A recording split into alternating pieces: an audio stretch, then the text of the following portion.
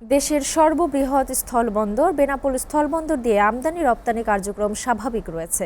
Iran ও Israel মার্কিন যুক্তরাষ্ট্রের যুদ্ধে ভারত বাংলাদেশের বাণিজ্যে কোনো ধরনের নেতিবাচক প্রভাব পড়েনি। পর্যায়ক্রমে নিয়মিতভাবেই পণ্য আসা যাওয়া করছে। প্রতিদিন গড়ে ভারত থেকে আমদানি হচ্ছে প্রায় 350 থেকে 400 ট্রাক পণ্য, আর বাংলাদেশ থেকে রপ্তানি হচ্ছে 50 থেকে 100 ট্রাক। বেনাপোল বন্দরের আরও খবর জানাতে সরাসরি যুক্ত হচ্ছেন সহকর্মী শেখ নাসির উদ্দিন। নাসির, বেনাপোল বন্দরের আমদানি রপ্তানিতে কি কোনো নেতিবাচক প্রভাব পড়েছে? বিস্তারিত আমাদের জানাবেন।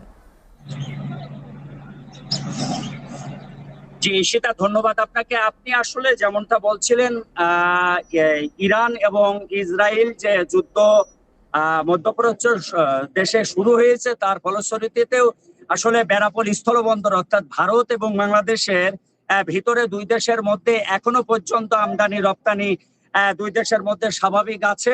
এবং যেটা বন্দরের এলাকায় এসে দেখা গেছে যে দুই দেশের মধ্যে আমদানি এবং রপ্তানিবাহী ট্রাক অনায়াসে যাতায়াত করছে। তবে বন্দর সূত্রে আমাকে যে বন্দরের উপপরিচালক শামীম হোসেন তিনি আমাকে যেমনটা জানিয়েছেন যে দুই দেশের মধ্যে আমদানি রপ্তানি স্বাভাবিক আছে এবং বন্দর থেকে 800-র উপরে আমদানিকৃত পণ্যবাহী ট্রাক গতকাল বন্দর থেকে বাংলাদেশের বিভিন্ন গন্তব্য স্থানে রওনা দিয়েছে বলে তিনি আমাকে যেমনটা জানিয়েছেন।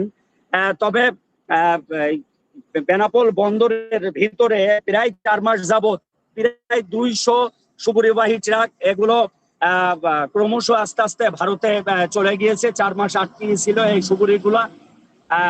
আমদানি রপ্তানি বেনাপোল বন্দরে স্বাভাবিক আছে। তবে ইতিমধ্যে ভারত ঘোষণা দিয়েছে যে গম আমদানি তারা যে নিষেধাজ্ঞা দিয়েছিল, গম আমদানি তারা নিষেধাজ্ঞাটা তুলে এনেছে বলে যেটা জানা গেছে। তবে বেনাপোল কাস্টমস হাউসের কমিশনার ফাইজুর রহমান তিনি আমাকে যেমনটা বলেছেন যে বেনাপোল স্থলবন্দর আমদানি রপ্তানি স্বাভাবিক আছে, তবে রাজস্ব বৃদ্ধি কম হচ্ছে এবং গাড়ির সংখ্যা আনুপাতিক হারে কম।